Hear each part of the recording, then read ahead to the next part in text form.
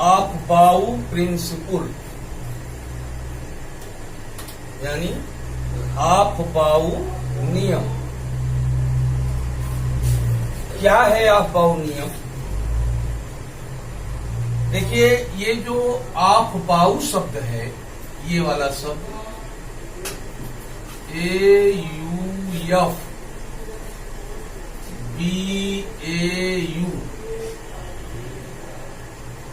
ये जो ऑफ-बाउ शब्द है, ये जर्मन भाषा का एक शब्द है। ऑफ-बाउ इज ए जर्मन वर्ड, और इस ऑफ-बाउ का अंग्रेजी अर्थ, इंग्लिश मीनिंग है बिल्डिंग अप, बिल्डिंग अप, और इसका हिंदी अर्थ है निर्माण करना, निर्माण करना या रचना करना या बनाना, ये इसका हिंदी अर्थ है। यानी किसी वस्तु का निर्माण करना, किसी भी वस्तु का निर्माण करना या रचना करना या बनाना, यही ऑफ-बाउ का मतलब है। यह कोई साइंटिस्ट का नाम नहीं है। ऑफ-बाउ शब्द जर्मन भाषा का एक शब्द है। Aufbau word is a German word. The meaning of Aufbau in English building up and in Hindi निर्माण करना या रचना करना या बनाना है। ये जो ऑफ-बाउ नियम है, ये नियम कहता है, यानी ऑफ-बाउ नियम के अनुसार परमाणु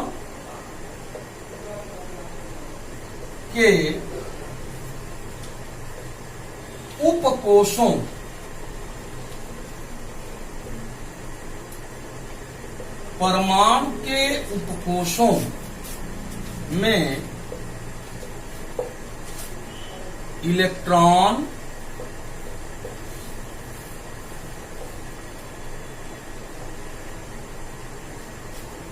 ऊर्जा के बढ़ते क्रम में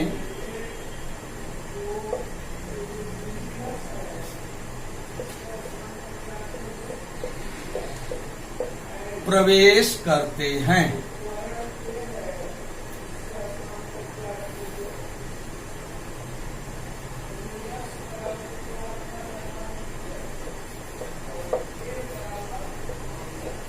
यही है ऑफ-बाउ नियम। परमाणु के उपकोषों में, सबसेल, एटम, परमाणु के उपकोषों में इलेक्ट्रॉन, एनर्जी, ऊर्जा के बढ़ते क्रम में, इंक्रीजिंग ऑर्डर में प्रवेश करते हैं। इसे हम अंग्रेजी में कहें तो कहेंगे electrons inter in the subcells, electrons enter in the subcells of atom in the increasing order of their energy. According to ऑफ-बाउ principle, electrons enter in the subcells of atom in the increasing order of their energy. जैसा कि तुम लोग जानते हो, atom is very very small particle of an element. परमाणु जो होता है वो तत्व का छोटे से छोटा कण है, बहुत छोटा है. तुम जानते हो कि परमाणु के अंदर सेल होते हैं, कोष, और सेल सबसेल से बनता है, उपकोषों से, और सबसेल ऑर्बिटल से बनता है, कक्षकों से बनता है. तो अब जैसे एक सबसेल है 1s, इस सबसेल की एनर्जी, ऊर्जा सबसे कम है. इसलिए सबसे पहले इलेक्ट्रॉन 1s सबसेल में प्रवेश करेगा. तुम जानते हो कि s सबसेल में अधिक से अधिक 2 इलेक्ट्रॉन प्रवेश कर सकते हैं. s ऑर्बिटल, s सबसेल की कैपेसिटी 2 है, तो 1s में पहले इलेक्ट्रॉन प्रवेश करेंगे क्योंकि इसकी एनर्जी लोवेस्ट है, सबसे कम है. 1s में इलेक्ट्रॉन भरने के बाद यदि और इलेक्ट्रॉन हैं तो वो आगे जाएंगे 2s में. क्यों? क्योंकि 2s की एनर्जी 1s से अधिक है. फिर 2s से अधिक एनर्जी है 2p की, और 2p से अधिक एनर्जी है 3s की. 3s से अधिक एनर्जी है 3p की. 3p से अधिक एनर्जी है 4s की. 4s से अधिक एनर्जी है 3d की. 3d से अधिक एनर्जी है 4p की. इसी प्रकार आगे हम बढ़ते जाते हैं. s वाले में मैक्सिमम 2 इलेक्ट्रॉन, p वाले में मैक्सिमम 6 इलेक्ट्रॉन, और d वाले में मैक्सिमम 10 इलेक्ट्रॉन, 10 इलेक्ट्रॉन, और f वाले सबसेल में मैक्सिमम 14 इलेक्ट्रॉन, 14 इलेक्ट्रॉन भरे जा सकते हैं. तो अफबाऊ जो नियम है, अफबाऊ प्रिंसिपल, ये किसी भी एटम, परमाणु जिसमें बहुत इलेक्ट्रॉन हैं, मल्टी इलेक्ट्रॉनिक एटम है, तो उसके इलेक्ट्रॉनिक कॉन्फ़िगरेशन को बताने के लिए ये नियम प्रयुक्त होता है. यानी किसी भी एटम, छोटे से एटम के अंदर इलेक्ट्रॉन किस सबसेल में हैं, किन किन सबसेल में हैं, कितने कितने हैं, ये जानकारी हमें इलेक्ट्रॉनिक कॉन्फ़िगरेशन से होती है. तो अफबाऊ नियम का प्रयोग इसीलिए किया जाता है. कुछ लोग इसको एसपीडीएफ नियम भी कह देते हैं. एसपीडीएफ नियम भी कह देते हैं. अफबाऊ नियम आप लोगों ने समझ लिया होगा. अफबाऊ नियम के अनुसार परमाणु के उपकोषों में इलेक्ट्रॉन ऊर्जा के बढ़ते क्रम में प्रवेश करते हैं. यानी सबसे पहले इलेक्ट्रॉन 1s में प्रवेश करेगा, और 1s में प्रवेश करने के बाद यदि इलेक्ट्रॉन और हैं तो उससे अधिक एनर्जी होती है 2s की, तब 2s में इलेक्ट्रॉन प्रवेश करेंगे. 2s से अधिक एनर्जी 2p की, तो फिर 2p में इलेक्ट्रॉन प्रवेश करेंगे. 2p से अधिक एनर्जी 3s की, तो 3s में इलेक्ट्रॉन प्रवेश करेंगे. इसी क्रम से इलेक्ट्रॉन प्रवेश करते हैं. अब देखिए, अभी मैंने इसको इंग्लिश में भी बताया. What is Aufbau principle? According to Aufbau principle, electrons enter in the subcells of atom in the increasing order of their energy. Aufbau is a German word. The meaning of Aufbau in English, building up, and in Hindi, निर्माण करना या रचना करना या बनाना, किसी चीज वस्तु को बनाना, किसी परमाणु को बनाना। परमाणु भी तो वस्तु है। तो यानी एटम जो है उसमें इलेक्ट्रॉन है। तो इलेक्ट्रॉन कहाँ है, किस सबसेल में कितने इलेक्ट्रॉन हैं, इसके बारे में हमें जानकारी होती है ऑफबाउ प्रिंसिपल से। अब देखिए, जैसा कि तुम लोग जानते हो, फर्स्ट सेल में एक सबसेल होता है। यस, तुम ये भी जानते हो सेकेंड सेल में 2 सबसेल होते हैं, यस और यस पी। थर्ड सेल में 3 सबसेल होते हैं, 3s, 3p, 3d। Fourth cell में 4 सबसेल होंगे, 4s, 4p, 4d, 4f।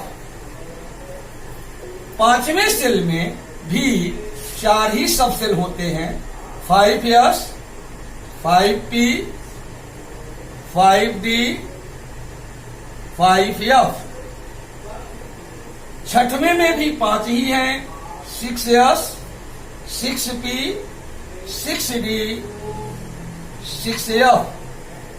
इसी प्रकार हम आगे बढ़ते चले जाएं, 7s, 7p, 7d, 7f।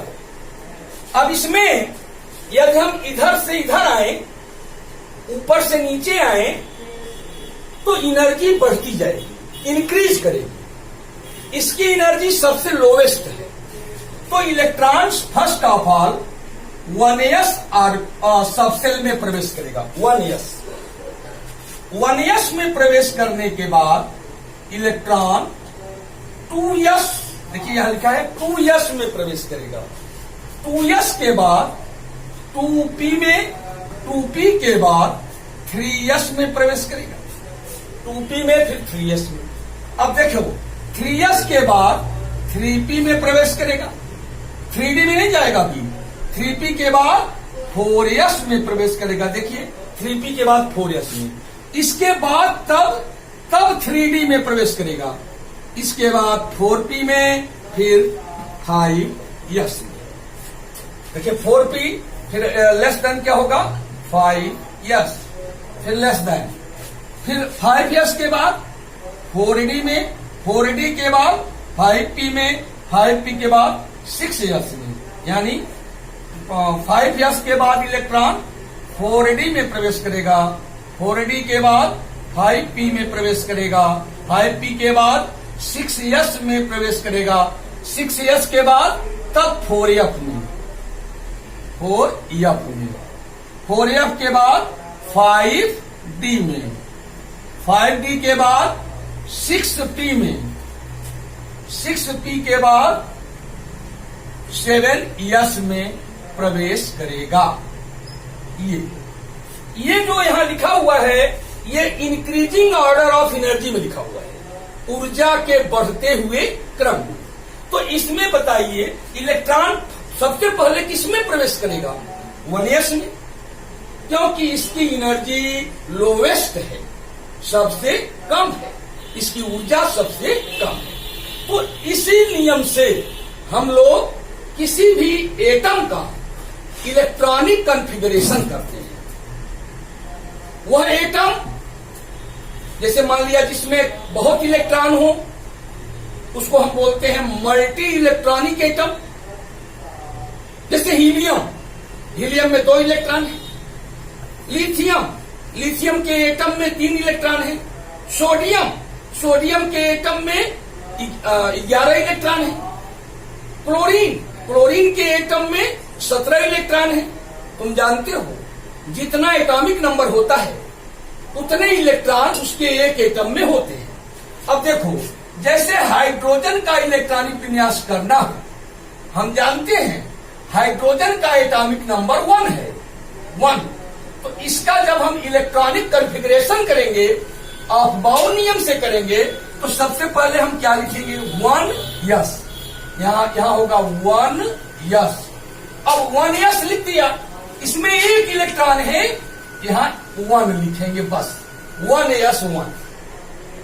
अब जैसे हमको हीलियम का इलेक्ट्रॉनिक कॉन्फ़िगरेशन करना है, हीलियम, तो हमें पता है कि हीलियम का एटॉमिक नंबर 2 है, 2। तो इसका इलेक्ट्रॉनिक कॉन्फ़िगरेशन करेंगे तो पहले यही लिखेंगे 1 यस 2, बस इसमें 2 तक भरे जा सकते हैं।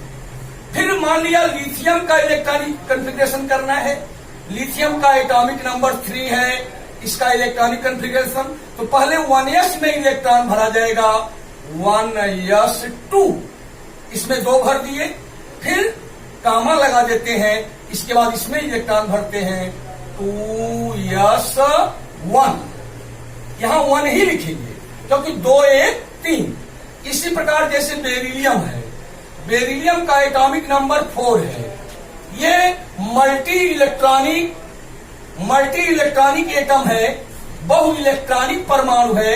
इसमें इलेक्ट्रॉनिक कॉन्फ़िगरेशन करेंगे, इलेक्ट्रॉनिक विन्यास करेंगे, 1s 2 कामा 2s 2, बस। अब जैसे बेरिलियम के बाद बोरान आता है, बोरान का एटॉमिक नंबर 5 है, तो इसका जब हम इलेक्ट्रॉनिक विन्यास करेंगे तो 1s 2, 1s 2 के बाद 2s 2, 2s 2 के बाद 2p, 2p में इसकी कैपेसिटी है 6, लेकिन इसमें एक ही इलेक्ट्रॉन भरा जाएगा क्योंकि 2 2 4 1 5। बोरान के बाद जैसे कार्बन आता है, कार्बन का एटॉमिक नंबर 6 है, इसका इलेक्ट्रॉनिक कॉन्फ़िगरेशन करें, 1s 2, 2s 2, 2p2। इस प्रकार नाइट्रोजन का हमें एटॉमिक नंबर 7 है, इसका इलेक्ट्रॉनिक कॉन्फ़िगरेशन करें, 1s 2, 2s 2, 2p3। ऐसे करते हुए हम आगे की ओर बढ़ते चले जाते हैं। अब इस नियम से अधिकतर एलिमेंट्स के एटम के इलेक्ट्रॉनिक कॉन्फ़िगरेशन, इलेक्ट्रॉनिक विन्यास किए जाते हैं, लेकिन इस नियम अफबाउ नियम के, अफबाउ प्रिंसिपल के कुछ अपवाद भी हैं, कुछ एक्सेप्शनल केसेज हैं। तो क्या एक्सेप्शन है, कहां एक्सेप्शन है? तो इसके अपवाद में आते हैं जैसे क्रोमियम, क्रोमियम का एटॉमिक नंबर 24 है, ये अफबाउ नियम से नहीं, इसका इलेक्ट्रॉनिक कॉन्फ़िगरेशन सही होगा, वास्तविक कॉन्फ़िगरेशन दूसरे ढंग से होगा। क्रोमियम हुआ, copper atomic number 29, palladium atomic number 46, इसी प्रकार silver atomic number 47, gold atomic number 79। ये सब एक्सेप्शन में आते हैं, इनका इलेक्ट्रॉनिक कॉन्फ़िगरेशन थोड़ा डिफरेंट ढंग से किया जाता है। अब इसमें जब इनके बारे में भी बताएंगे, इसके अलावा जो एफ ब्लॉक एलिमेंट हैं, तुम जानते हो एलिमेंट को 4 ब्लॉक में रखा गया, एस पी डी एफ। तो जो एफ ब्लॉक एलिमेंट्स हैं, एफ ब्लॉक एलिमेंट्स, इनका भी इलेक्ट्रॉनिक विन्यास अफबाउ नियम से, अफबाउ प्रिंसिपल से सही नहीं होता है। उसके लिए हम अलग ढंग से इलेक्ट्रॉनिक विन्यास करते हैं।